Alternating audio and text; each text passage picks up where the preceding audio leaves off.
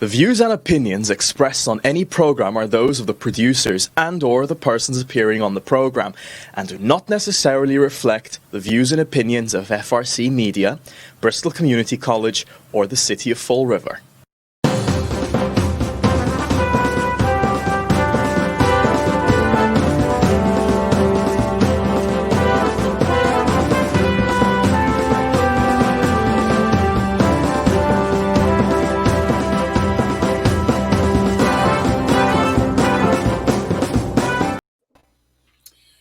Well, hello. Welcome to Spindle City Straight Talk. I'm Chip. And I'm CJ. And it is Monday in the Riv. Isn't that wonderful? Starship Commander, give us the COVID. Okay. It's very interesting. We don't have YouTube Live.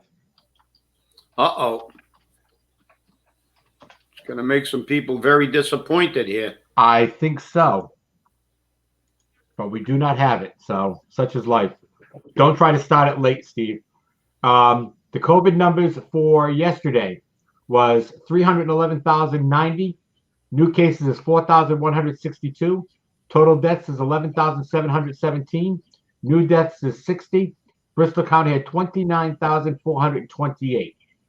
The Fall River numbers as of Friday were difficult to get because for some reason, the mayor's press secretary didn't send them to me. After I sent her an email asking for them, I did not get a response, but she received the email and read it because I got a read receipt. But there were 211 new cases, bringing us up to 6,789, with 3 new fatalities, bringing us up to 205. You are on Santa's naughty list. I That's must why be. You didn't get it. I must be. Santa's naughty list. Well, obviously the COVID rages on, and there's all kinds of things. There's a new strain in England supposedly that is far more contagious yet less deadly. That's what they're saying, and we've got all kinds of stuff on the COVID, and it's really, it's changed the world, and not for the better, unfortunately. And since we're on this, I have to comment because I heard it, and I heard it from multiple sources on television, and I actually saw people articulating it, and I think it's absolutely despicable the way we have this culture of division and this culture of identity politics will be the downfall of this society. America was a melting pot. But did you hear that the CDC recommended that elderly people shouldn't get the vaccine first? I did indeed hear that. And they said because they're white, the majority of them are white, and they were privileged. And so therefore, we got to give it to people of color. So I didn't realize that the COVID virus was racist. What does it do? Avoid people of color? I thought doctors and nurses and people involved in the medical field, their credo was do no harm. Then I saw someone who was opposed to this obvious philosophy say that this will result in approximately 6,000 deaths per week in this country if they don't give it to the most vulnerable population. So they're discriminating against white people, elderly white people. So this is bull. The fact is that, look, the elderly should get it regardless of race, color, creed, or ethnic derivation. If you're over 70, 5% of the people are dying that get COVID. It's right. What is it, 0.05 or 0.5 of people under 70. And if you have comorbidities, that's the majority of the population. So if you're black, yellow, white, purple, a Martian.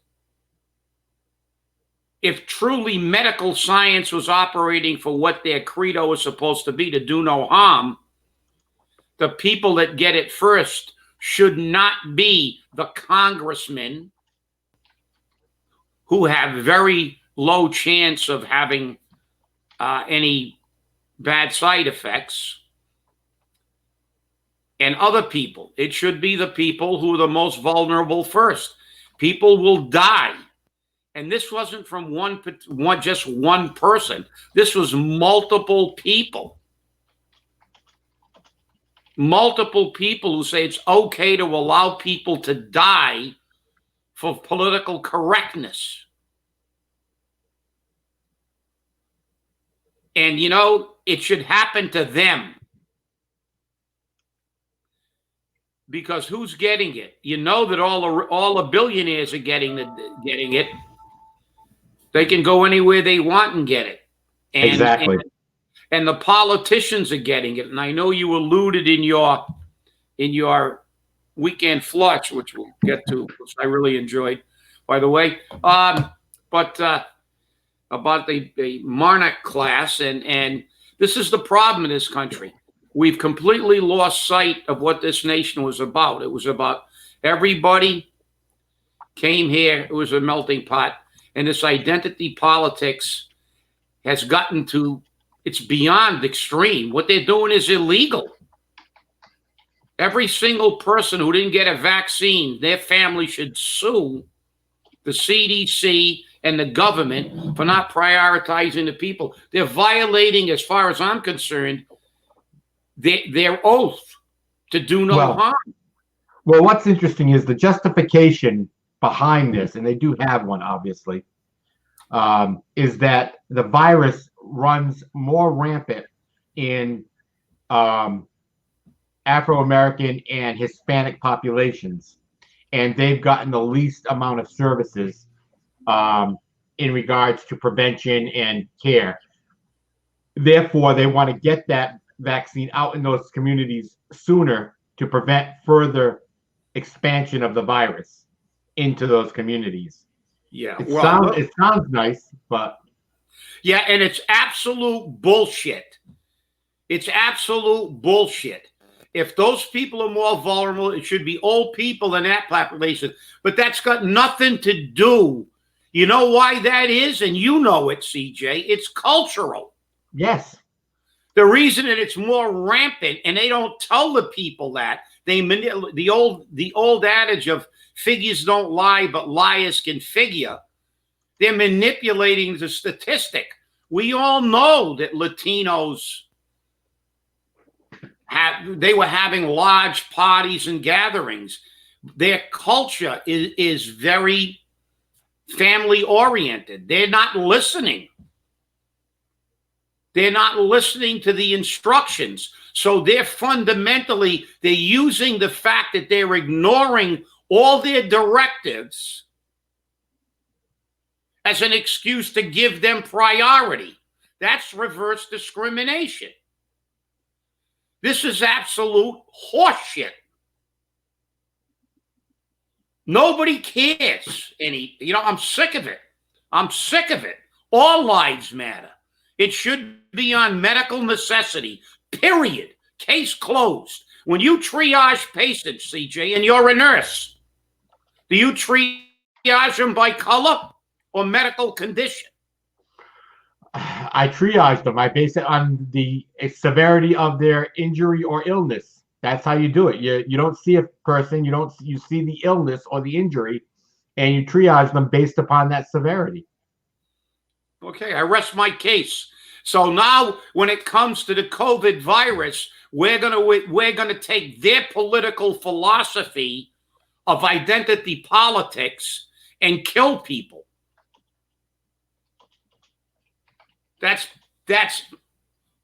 They should all be thrown in jail. Well, why don't we do like Canada? China. Weld people into their apartments and let them starve to death. They did that in China. You laugh. I understand that. No, I understand that. Oh, we love China now. Remember that. Joe Biden loves China. Yeah. And the fact is that that's what they do in China. They throw minority groups into work camps and weld them into their apartments to die. So I'll tell you, this is a travesty, and it just goes to show why politicians should be changed like diapers often, and for the same reason. So that's my rant. That pissed me off so much when I heard those idiots on TV manipulating facts for their own. Well, those people, they're getting it more. They're getting it more in those communities. Well, they're getting it more because they have quinceañeras and stuff like that there and stuff because it's cultural for them. Well, if all the Italians like Cuomo got together for Thanksgiving dinner and they all got COVID, are we going to prioritize them for the vaccine now because they're getting it at a higher percentage? Because they can ignore. But then again, that was a really bad example because politicians don't pay attention to anything anyway. They violate. Didn't that doctor just get caught violating her own directive? What's her name? Brex? Yep, Brex. Brex, whatever the hell. Yeah, she just went to Delaware on a family visit in direct conflict with her own directives. Just like the politician that went to Mexico with his buddies on a private plane and told everybody in his city to stay at home, and he taped it from a hotel in what is it, Cabo San Lucas. So these people they're ridiculous. And what we are is the peons to them. Nobody cares about us. It's just like all politicians. In a city, we're just the duds who they take all the money from. And when it comes to the national politics, this is all identity politics at its worst. And now they're being so blatant, they've actually come out and said, well, we don't care if 6,000 people die. They got the wrong skin color. Well, nobody should die from the COVID if it was preventable. The people with medical necessity should get the vaccine first, regardless of race, color, creed, or ethnic derivation. And that horse manure about they're getting it more, well, it's because, college students probably get it more too, but they don't die from it because they're all young and healthy. So are we going to give them the vaccine first too because they contract COVID at a higher rate because they're out in the frat houses partying? So this is BS. Well, in regards to Dr. Brex, she justified it by saying that she had 3 generations of her family and they were all in the same household. That's interesting, but okay, that's her justification. We'll go with that. Yeah. Oh, yeah. Of course. They apologize or they make a justification. You're telling me nobody else in the world has 3 generations of their family in one house at some point in time? There have been people with 4 or 5 generations of their family in a house. Does that give them the right to violate their? Remember, this isn't a discretionary situation according to these people. This is a law, not a directive, not a suggestion. It's a law. And if you don't obey it, you're going to go to jail. They were going to throw people in jail for having Thanksgiving dinners in some places in the United States. But not the people who make the rules. They can go any damn place they please and make up any kind of bullshit excuse that they can figure out or just apologize. Oh, I'm sorry. But if you had a Thanksgiving dinner and had 3 generations of your family in your house, CJ, you'd have a SWAT team coming through your front door. I'm sure. To throw you in jail. So look, come on. People wake up. Wake up. This is government taking over your life. This is directly a direct assault on America and its foundation, the Constitution, and the fact that we are the government, not them, we're the government. And now they're conditioning you to believe that they have the right to run this as a totalitarian state. And they're doing it. And you're letting them get away with it. So, hey, the hell with it. But we're going to call them out. But speaking about calling them out, you called out a few things in your weekend flush that I think we really need to get to, because I had a long conversation with the mayor. He was a little upset over something that we said on the last show. And he was talking about the relationship we referred to of one of the people with the nursing jobs. And we had a very long conversation. And I think we agreed to disagree on what was important. Well, I want to make it perfectly clear. I mean, I based my position on the regulation. I have the regulation right in front of me, and I think I'm going to try to share this regulation. Let's see. This is the screen I want to share. So, let's see. There we are. 603 CMR 7.11 sub 2. Yep. And I'm going to make this larger so we can see it, or try to see it. It's 603 CMR 7.11 sub 2, which is right here. School nurse. Levels all. A, initial license. Valid license to practice as a registered nurse in Massachusetts. Number 2, a bachelor's or master's degree in nursing. Number 3, a minimum of 2 full years of employment as a registered nurse in a child health, community health, or other relevant clinical nursing setting. 4, completion of an orientation program based on the requirements for delivery of school health services as defined by the Department of Public Health. And 5, passing score on the communication and literacy skills test. Now, once they've passed that, you go to the professional licensure after 3 years. Possession and maintenance of a valid license to practice as a registered nurse in Massachusetts. Possession of an initial license.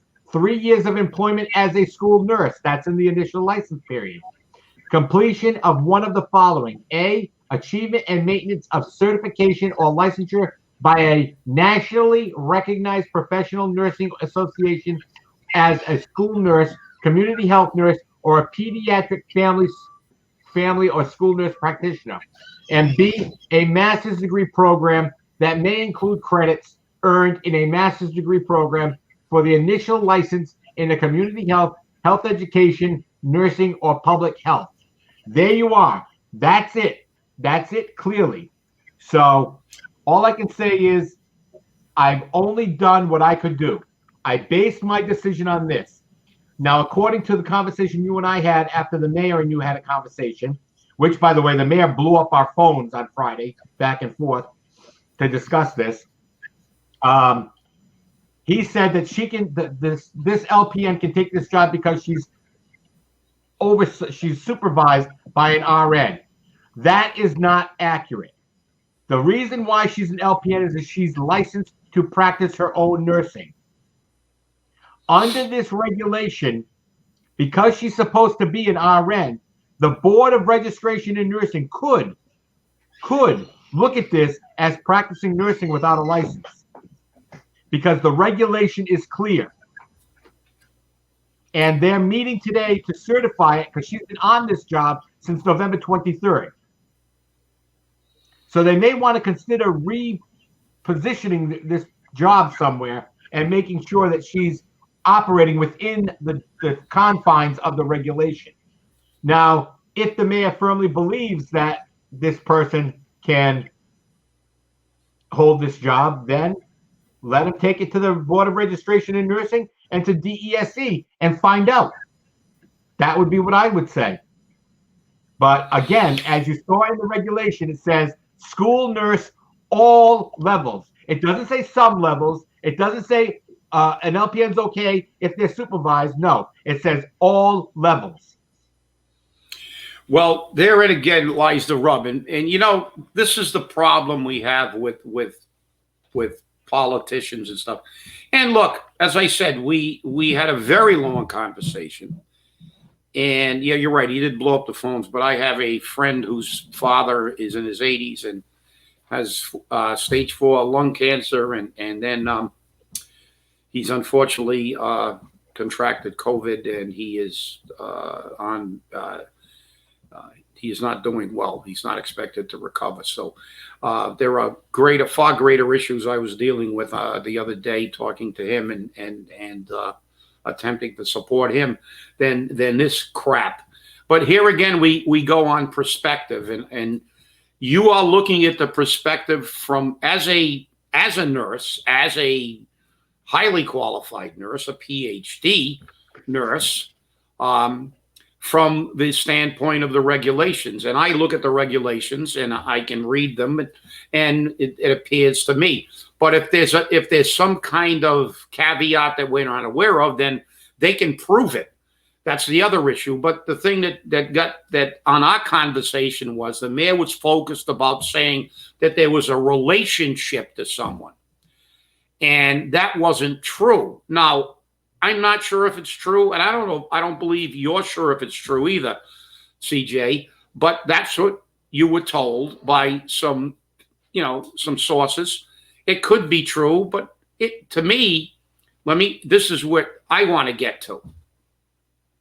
Because obviously, when we were going round and round about this, he didn't want to hear this perspective. But let me make it clear. To me, the fact that it's a familial relationship, if there is one, is really irrelevant. It's really irrelevant. You can be upset, and the person can be upset because they say they got the job because they were related, which is nepotism. And look up the definition of nepotism. It's when a relative gets a job. But what difference does it make if it's nepotism or patronage? Really? Therein lies the real point to me, as someone who's looking at Fall River and saying, why don't we ever improve? Because whether an unqualified person, whether it be the ice house guard that got DCM, among other unqualified people, how many people do we go through before we finally get a DCM director that stays there for any length of time?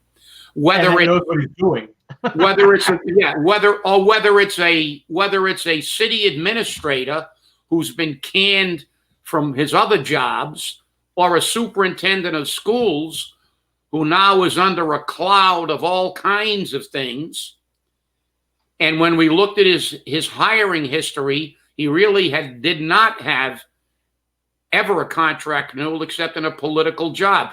These are the types of people that Fall River continues to get in because of whether it's nepotism or patronage. It's irrelevant. The problem with Fall River is we do not make sure that people are qualified. We do not make sure that they're doing their job. We just keep paying them. And that's the problem. The problem is we had somebody there who said he filled out an illegal overtime form, and he didn't get fired. He didn't get disciplined. He got a promotion. And this is the problem. We wonder why our city cannot get out of its own way. It's because no matter who the mayor is, and whether it's patronage or nepotism is irrelevant.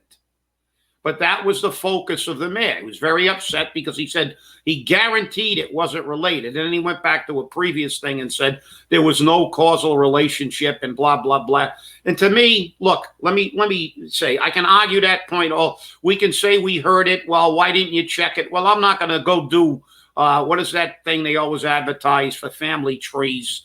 We're not going to go into if somebody tells me 3 people told me they think they're related. Well, okay, maybe they're not related. Maybe we should just not say that. Let's just say that every time we talk about one of these jobs, where to me, the primary thing is that they're not qualified for the job. And I believe you and I both said we felt that this superintendent of schools should not have been hired. Am I correct? Well, back when he was considering his contract, yes, that's exactly what he right, said. because we were the ones who brought out the fact that he had been, his record. And so, look, maybe we should just stop. We can say that somebody said it might be, but whether it's nepotism or patronage, it's irrelevant. Those 2 political factors should not enter into the hiring of incompetent people. And that's what's always happened in the city of Fall River for decades now. We've had the last decent city administrator we had was Jim Smith. We had Alan Silva was the first. Then we had Bob Connors.